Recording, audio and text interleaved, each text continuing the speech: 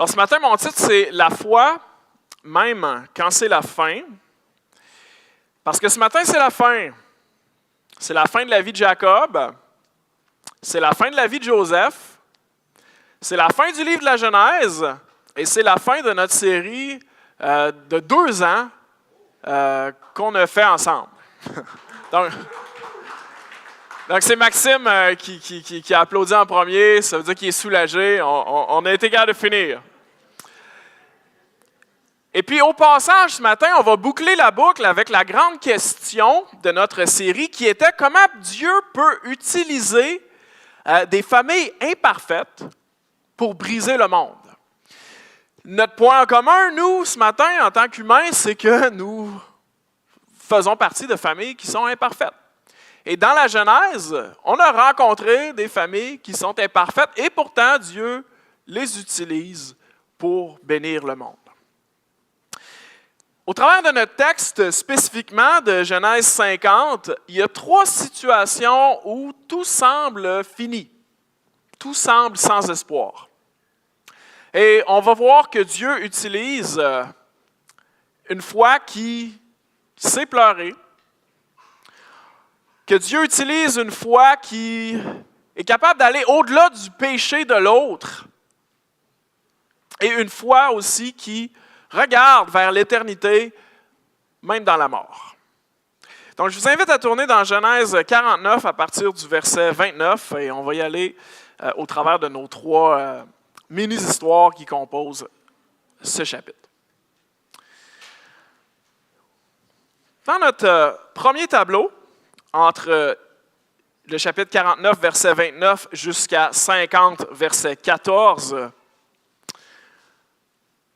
c'est la mort de Jacob. Et il va y avoir un grand deuil. Et on va voir dans cette histoire que la foi, ça se manifeste aussi par le deuil, par les larmes. Je commence la lecture. Genèse 49, verset 29. « Puis il, Jacob, leur donna cet ordre. » Je vous peins le décor. Jacob est mourant sur son lit et il est entouré de ses 12 fils. Et il vient de leur résumer un peu leur vie et de leur donner une bénédiction sur ce qu'allait devenir leur futur. Et là, après ces bénédictions, c'est là où notre texte commence. Il leur donna cet ordre. « Je vais être recueilli auprès de mon peuple. Enterrez-moi avec mes pères. Dans la caverne qui est au champ d'Éphron, le Hétien, dans la caverne du champ de Macpéla vis-à-vis de Mamré, dans le pays de Canaan, c'est le champ qu'Abraham a acheté à Éphron, le Hétien, comme propriété sépulturale. » C'est un petit peu particulier, hein? Vous êtes à peu près mourant, vous sentez que vous allez mourir, mais là, il te donne là, une espèce de phrase là, qui ça prend tout ton souffle pour la dire, là, et il y a beaucoup d'indications, là. Okay, et le point, c'est, je ne veux pas mourir ici en Égypte. La dernière affaire que je veux, c'est d'être enterré ici, en Égypte, dans cette terre étrangère. Je veux être enterré dans cet endroit extrêmement spécifique, qui est à l'autre bout du monde, dans sa perspective à lui. Verset 31. Là, on a enterré Abraham et Sarah, sa femme. Là, on a enterré Isaac et Rebecca, sa femme. Et là, j'ai enterré Léa. Le champ et la caverne qui s'y trouvent ont été achetés des fils de Heth. Et lorsque Jacob eut achevé de donner ses ordres à ses fils, il retira ses pieds dans le lit. Il expira et fut recueilli auprès de son peuple. Donc, il s'agit de ses dernières volontés.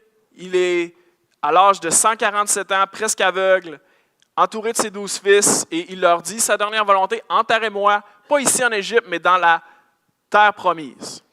Et c'est un choix un petit peu surprenant, parce que ça fait 17 ans qu'il vit dans le confort de l'Égypte. Ses enfants prospèrent en Égypte, ses troupeaux nombreux se sont multipliés. D'un point de vue humain, c'est comme si vous étiez millionnaire ici, puis on vous dit, ben, tu sais, déménage déménages en Ukraine, en zone de guerre, là, pour t'y faire enterrer, ben, c'est peut-être pas... humainement, ça ne fait pas vraiment de sens. Mais le sens spirituel à ça, c'est que Jacob ne croit pas que son histoire se termine en exil. L'Égypte, pour Jacob et sa famille, était temporaire, était une terre d'exil. Et pourtant, il est mourant, il meurt. Et même dans la mort, il croit que son futur est dans la terre promise. Mais il est mort, là. Mais il veut être enterré ailleurs parce que son futur est là, parce que Dieu l'a promis. Puis mourir avec foi, pour Jacob, c'est refuser le confort temporaire parce que Dieu lui a offert l'éternité, lui a offert une promesse. Avec cette dernière volonté, entre les versets 50, entre le chapitre 50, 1 à 14, on va voir maintenant le deuil profond que va vivre Joseph, les frères et même les Égyptiens.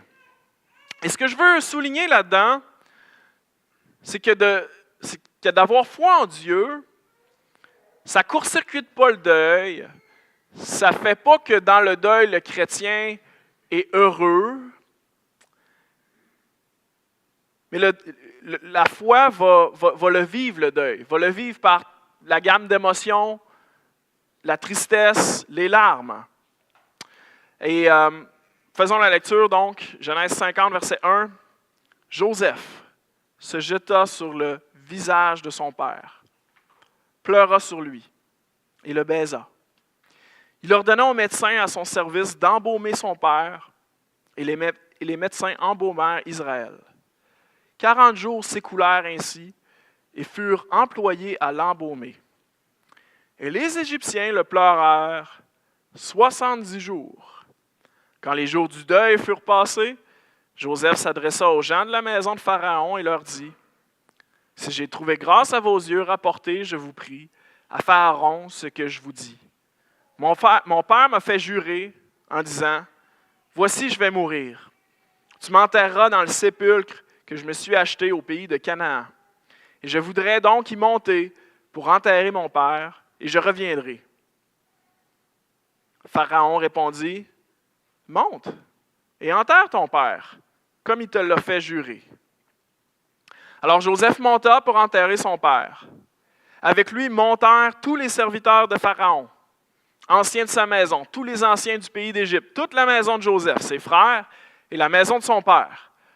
On ne laissa dans le pays de Goshen que les enfants, les brebis et les bœufs.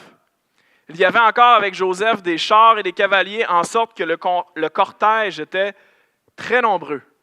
Arrivés à l'ère d'Atad, qui est au-delà du Jourdain, ils firent entendre de grandes et profondes lamentations.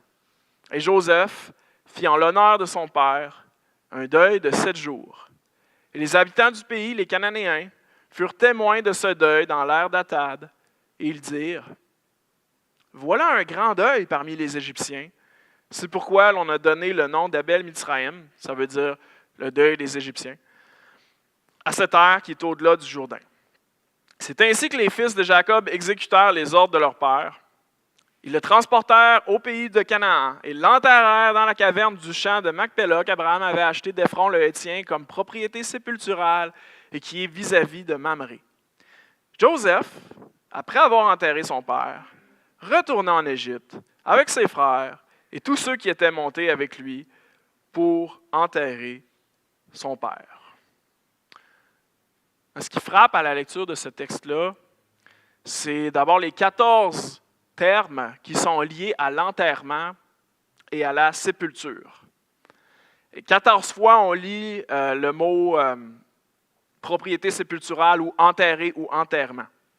Il y a 40 jours pour embaumer Joseph. Il y a 70 jours où les Égyptiens, imaginez, le peuple entier de l'Égypte, pleure Jacob. Ensuite, il y a tout une espèce de convoi pharaonique. Là, imaginez ça. Là, c'est comme si toute l'autoroute était occupée par des centaines et des centaines de personnes là, qui vont de l'Égypte jusqu'au pays d'Israël. Puis là-bas, il y a une espèce de grosse funéraille publique. Les habitants du pays sont là. Hey, les Égyptiens sont très tristes. Et ensuite, Joseph lui-même fait un deuil de 7 jours alors qu'il enterre son père dans cette propriété sépulturale, dans le tombeau de la famille, finalement. Et qui mène ce cortège-là? Ben, c'est Joseph. C'est le numéro 1 de l'Égypte. C'est un homme fort qui a survécu à l'esclavage, qui a survécu à la prison. Et c'est lui qui, quand son père meurt, se jette sur son visage, pleure et l'embrasse. Ce que je veux souligner dans ce premier passage-là, c'est que la foi, ça ne rend pas stoïque, ça ne rend pas déconnecté de nos émotions. Ce n'est pas parce qu'on croit que Dieu est souverain et contrôle tout que ça nous rend détachés. En fait, ce qu'on voit dans l'Écriture, c'est plutôt le contraire. On voit plutôt des gens de foi qui sont vraiment connectés à leur cœur. Quelques applications. Je veux souligner d'abord le piège de dire qu'un chrétien, c'est stoïque ou c'est déconnecté. Certains croyants ne sont pas à l'aise avec les émotions négatives comme le deuil, la tristesse, les larmes. Mais ce qu'on voit dans ce passage-là, c'est que la foi, elle ne court-circuite pas le deuil, elle le vit. Jésus, dans Jean 11, il a pleuré son ami Lazare. Ici, Joseph, un homme à la foi profonde, a pleuré son père. La foi, ça se manifeste aussi par les larmes alors qu'on attend la résurrection. Ça m'amène à dire maintenant que les peines qu'on a et qu'on ne pleure pas, elles ne disparaissent pas quand on les refoule bien profond. Elles font juste se transformer en d'autres choses. Ça peut être de l'amertume, ça peut être de l'agressivité, ça peut être un cœur dur. Tu sais. Quand toi-même, tu n'as pas été consolé, puis que tu vas voir quelqu'un d'autre qui a de la peine, ça va être à peu près impossible de le consoler lui. La foi ici, et Joseph est un homme de foi, elle ose pleurer parce qu'elle sait que le monde-ci est brisé. Et de pleurer un monde brisé, c'est une façon de dire « Seigneur, j'attends que tu reviennes ». Dieu a créé nos corps avec le besoin de l'exprimer, cette peine-là. Et si on ne l'exprime pas, ben, ça va être plus difficile à digérer. Ici, il y a des rituels, ils font des deuils, il y a le processus de l'embaumement, ils se rencontrent pour faire le deuil. Ce n'est pas des manques de foi, c'est seulement un besoin humain, un besoin qui est spirituel aussi. Dernière chose que je veux observer, ça vient de 1 Thessaloniciens 4 au verset 13. Vous pouvez garder votre main dans la Genèse tout en tournant dans 1 Thessaloniciens au chapitre 4.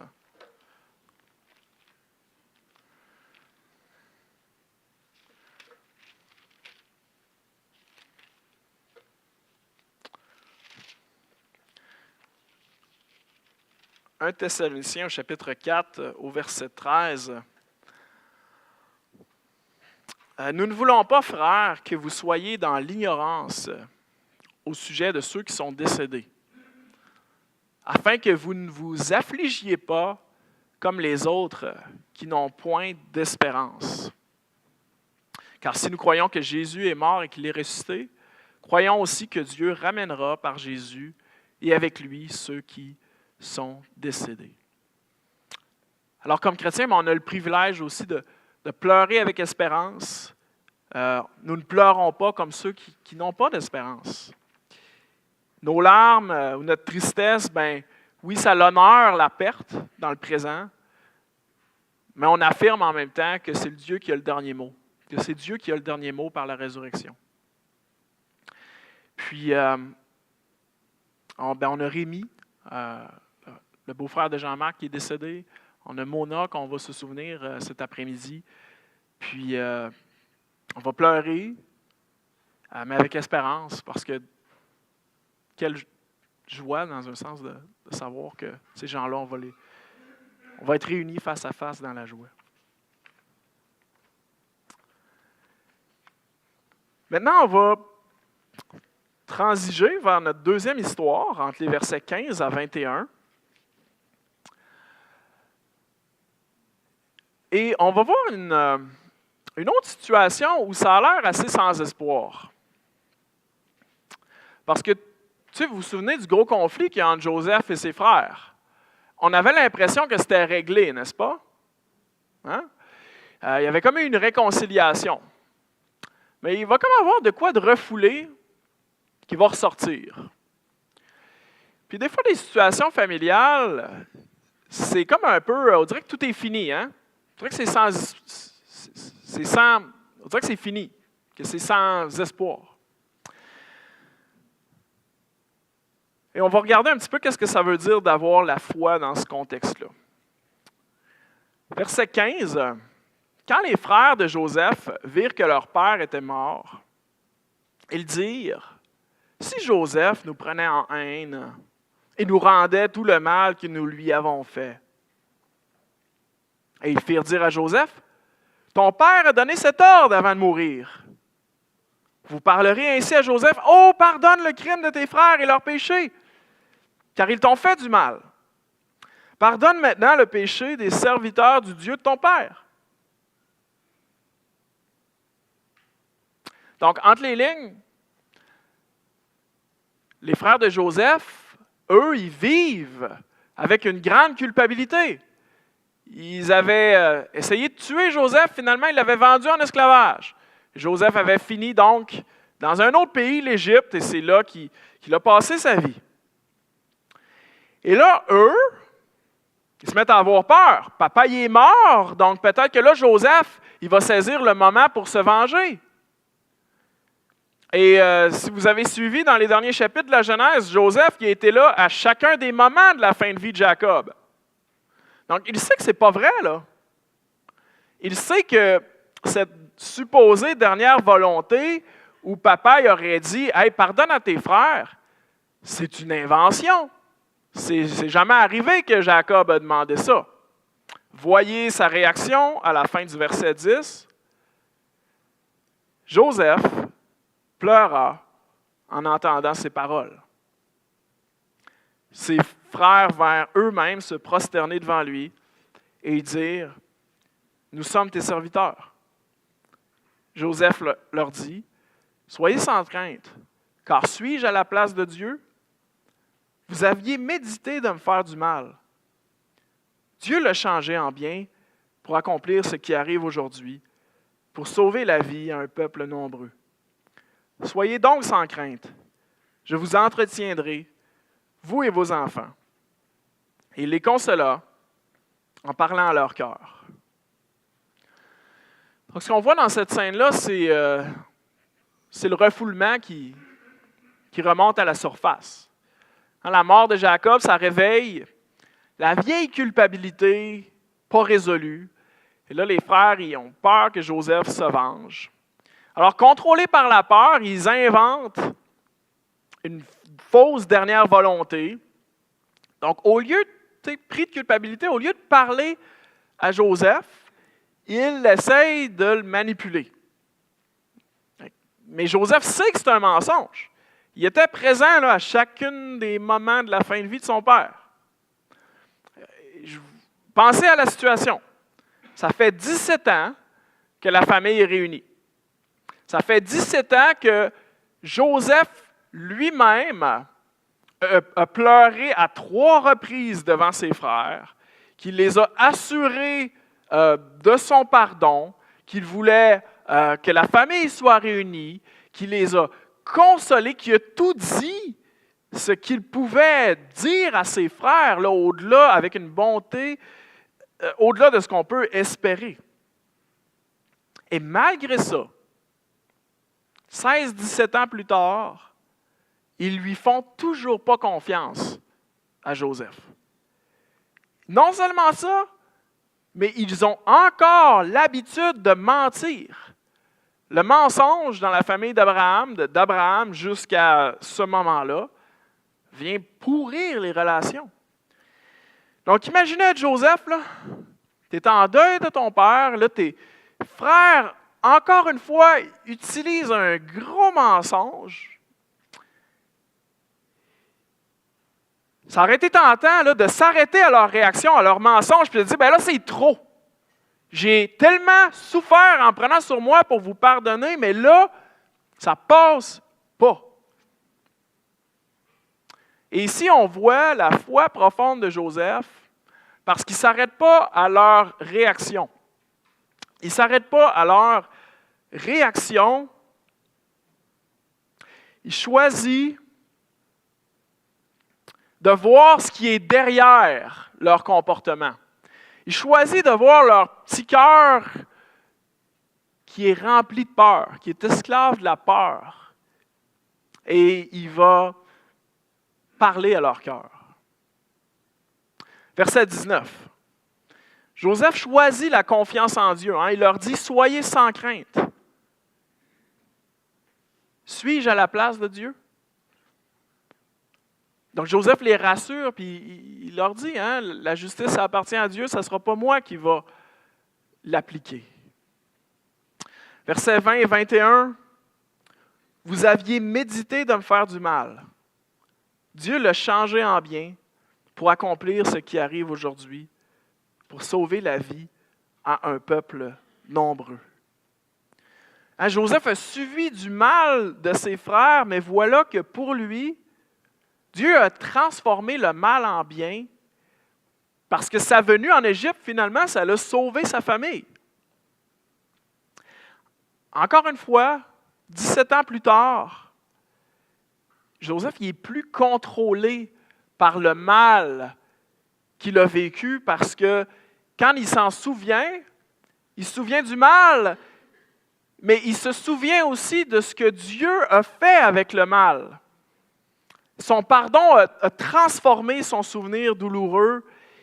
Il est capable de donner un sens rédempteur à comment Dieu a changé le mal en bien. Et ça l'amène à être capable de ne pas être une boule de colère, mais de voir au-delà de la réaction de l'autre. Et cette petite scène-là, ça répond à la question qu'on a soulevée dans le Jardin d'Éden et la question de notre série, comment Dieu peut utiliser des familles brisées pour bénir le monde? Bien, Dieu peut utiliser toi et ta famille brisée en transformant le mal en bien. Ça, c'est vite dit, c'est facile à dire, mais pour ça, ça demande de lui faire confiance et de cesser d'utiliser des vieilles stratégies. Le schéma de la famille, de mentir, par exemple, ça, Joseph, lui, il a décidé de laisser ça de côté et d'aller vers le pardon, vers la douceur, vers la justice, vers la franchise. Et en lui faisant confiance, il est un agent qui bénit sa famille. Quelques applications. La première chose qui me frappe en regardant ce texte-là, c'est que ce n'est pas facile d'être Joseph. Non seulement il a souffert ce qu'il a souffert, il a fait la chose vraiment vulnérable quand il s'est réuni avec ses frères, il a tout dit ce qu'il avait à dire, et là, 16 ans après, c'est pas un film chrétien où tout devient parfait. T'sais. Les frères, eux autres, sont encore dans le mensonge, puis encore dans la peur. Et la première fois que je veux souligner, c'est de ne pas avoir d'attente irréaliste. Être utilisé par Dieu, comme pour Joseph, c'est souvent complexe. C'est souffrant, puis c'est imparfait. Même quand on fait notre part. Joseph, lui, il a vraiment fait la chose mature. Il a fait tout ce qui lui appartenait. Il a dit ce qu'il avait à dire. Il a été gentil et doux au-delà de ce qui est vraiment surprenamment gentil et doux. T'sais. Et malgré tout, 16 ans après, ses frères ne lui font pas confiance, même vont lui mentir encore. Première affaire, c'est que quand on décide d'agir comme Jésus, on ne doit pas avoir l'attente irréaliste que tout va se mettre à se transformer en or. Et ça, on doit l'accepter. Et l'alternative, mettons, on pourrait dire, ben là, si ça ne me paye pas automatiquement, à quoi ça sert? Ben, l'alternative, c'est de demeurer dans le péché et dans les conséquences du péché. Regardez Joseph et ses frères. C'est qui le plus libre à la fin? Tu regardes Joseph, puis tu regardes ses frères, puis tu jurerais que c'est eux autres qui sont allés en prison. Tu jurerais que c'est eux autres là, qui se sont fait vendre en esclavage, puis qui se sont fait trahir. Mais Joseph, lui, tu regardes sa vie, mais c'est lui qui a été la victime. Et pourtant, parce qu'il fait le choix de laisser de côté le péché de sa famille, parce qu'il fait le choix, par la foi, d'aller au-delà de la réaction de l'autre, il est vraiment libre. Pensez à Jésus. Jésus a été parfait en toutes choses. Il n'y avait pas l'attente irréaliste que ça se passe bien sur la terre. Mais quelle grande œuvre, quelle vie. Donc, l'alternative, ce n'est pas d'être dans le péché puis d'avoir du succès sur toute la ligne. Ça n'existe pas. C'est soit de vivre libre selon la volonté de Dieu, peu importe qu'est-ce qui arrive de ça, ou encore de demeurer dans le péché et de vivre ses conséquences. Une deuxième chose que je veux souligner de ces 6 versets, c'est l'empathie de Joseph. D'avoir le courage de regarder au-delà de la réaction. Pensez aux gens autour de vous qui ont des réactions intenses. Derrière les réactions intenses, il y a des fardeaux, il y a des blessures. Jésus ne s'arrêtait pas au comportement des gens, il voyait leurs besoins réels dans leur cœur. Alors, que ce soit pour mon fils de 2 ans et demi, pour moi-même, des gens dans l'assemblée, au lieu de s'irriter contre un proche ou un frère, se demander c'est quoi la peur, c'est quoi le besoin, c'est quoi la blessure derrière sa réaction. C'est sûr que si Joseph avait réagi directement à leur comportement, ça aurait mal fini, là. Ils auraient tout fait tuer. Il avait le droit. Là. C'est le numéro 1 d'Égypte, après Pharaon. Mais il n'y aurait pas de beauté là-dedans. Tu sais.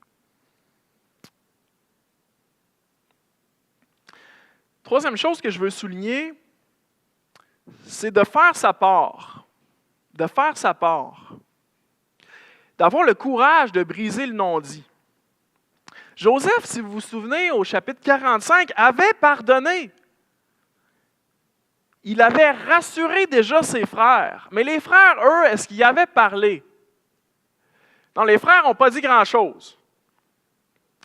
Ils n'ont pas dit « Pardonne-nous, on reconnaît nos fautes ». Le passé qu'on ne confesse pas, mais qu'on garde pour nous, on ne va pas juste garder lui, mais on va garder aussi la peur et la culpabilité qui vient avec. Donc, les frères n'ont pas fait l'entièreté de leur part. Ils n'ont pas nommé à Joseph leur peur, leur culpabilité. Ils ne sont pas allés au fond de la demande de pardon. C'est comme s'ils s'étaient arrêtés à ce que Joseph lui avait dit.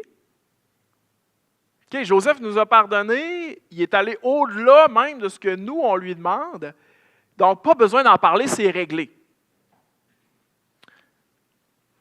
Mais juste, tu sais, avez-vous déjà dit ça? Tout est réglé, pas besoin d'en parler. C'est déjà quelqu'un qui a dit ça ici? OK? Bien, justement, quand c'est réglé, on peut en parler. Et ici, 16 ans après les retrouvailles,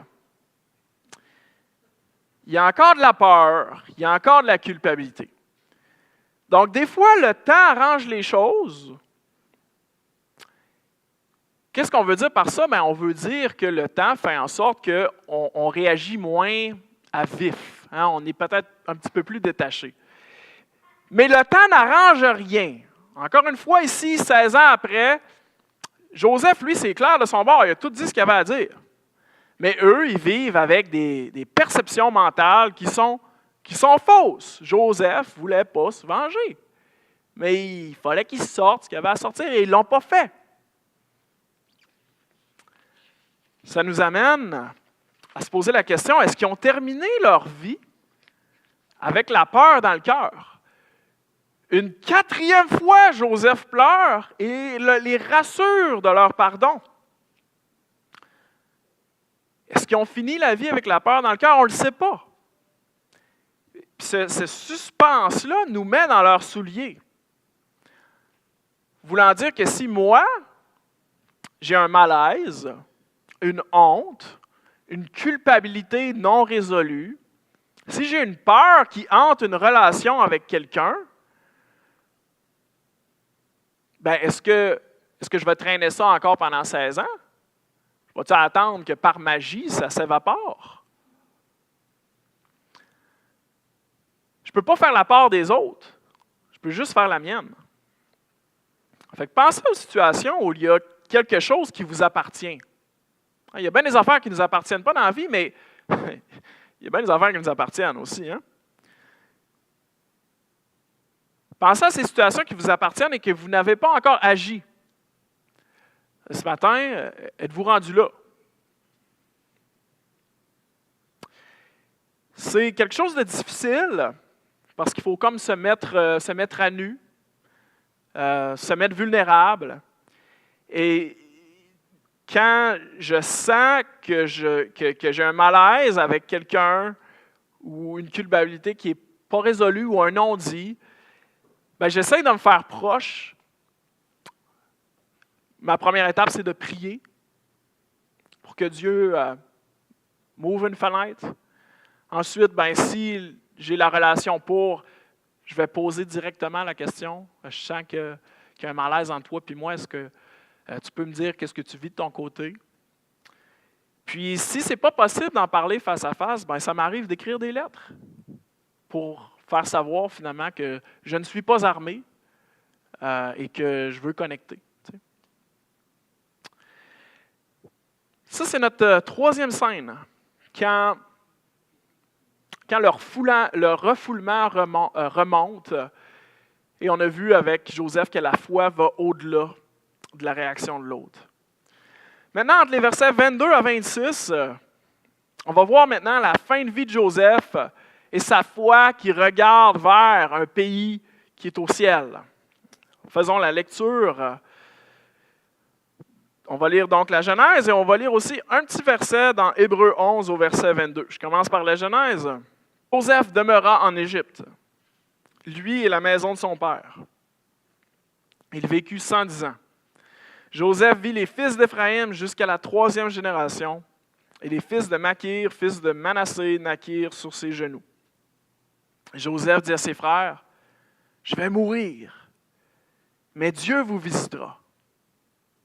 Et il vous fera remonter de ce pays-ci, dans le pays qu'il a juré de donner à Abraham, à Isaac et à Jacob. » Joseph fit jurer les fils d'Israël en disant, « Dieu vous visitera, et vous ferez remonter mes eaux loin d'ici. » Et Joseph mourut, âgé de 110 ans, on l'embauma et on le mit dans un cercueil en Égypte. Vous pouvez tourner dans Hébreux au chapitre 11.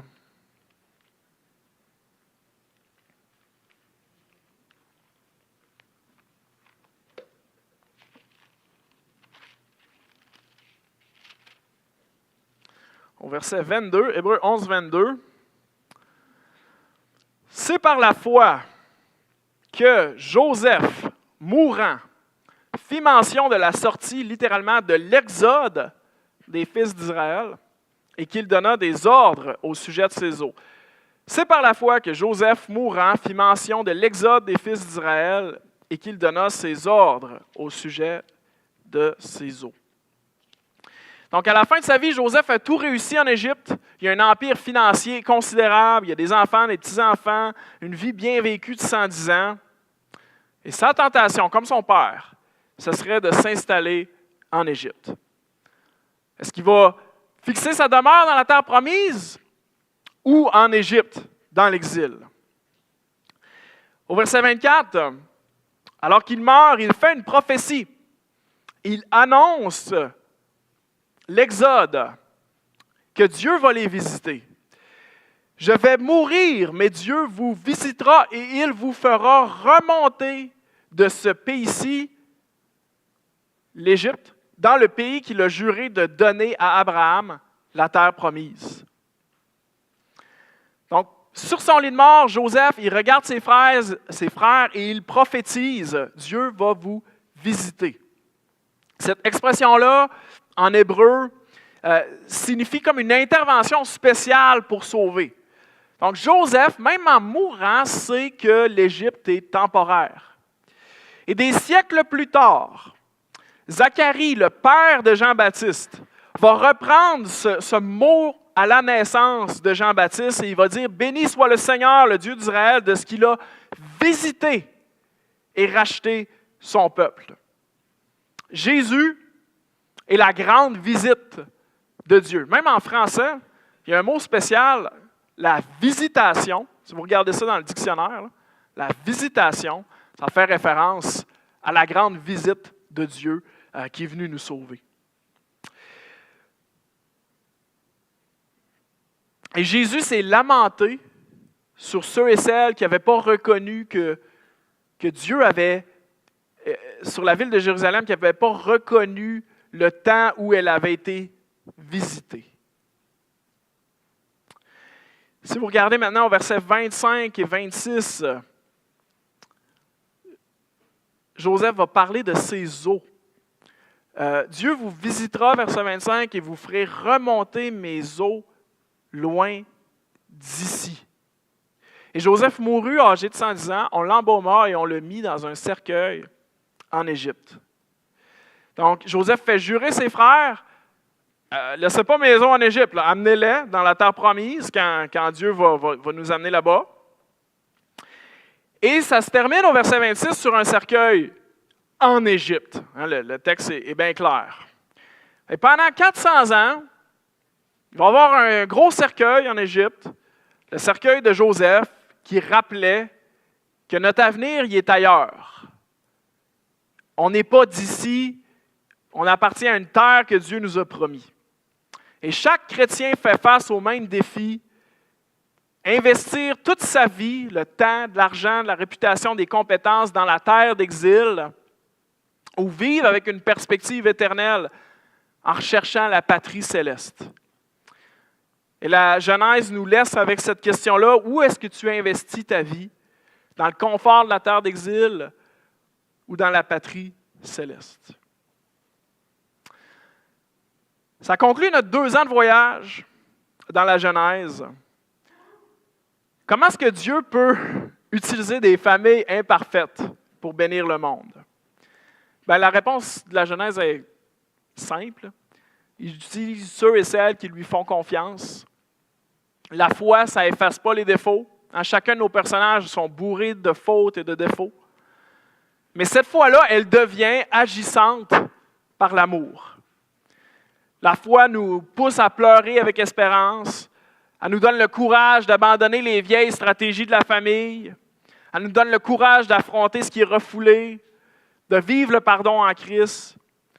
Et elle nous dirige aussi à ne pas s'installer trop confortablement en Égypte, mais à rechercher la patrie céleste. Et après 2 ans, qu'est-ce qui t'a touché personnellement? Je t'encourage à prendre quelques instants, maintenant ou encore durant le barbecue, pour partager ce qui t'a touché, peut-être une leçon au travers de ces 2 dernières années. Je termine en priant pour chacun de nous. Notre Dieu, nous voulons te faire confiance et faire notre part, chacun de nous personnellement. Donne à nos familles imparfaites la foi d'avancer pour bénir le monde. Seigneur, je te rends grâce pour ces aliments qu'on va partager ensemble. Merci de tout ce que tu nous donnes, spirituellement et physiquement. Et c'est dans le nom de Jésus que je prie ces choses. Amen. Amen.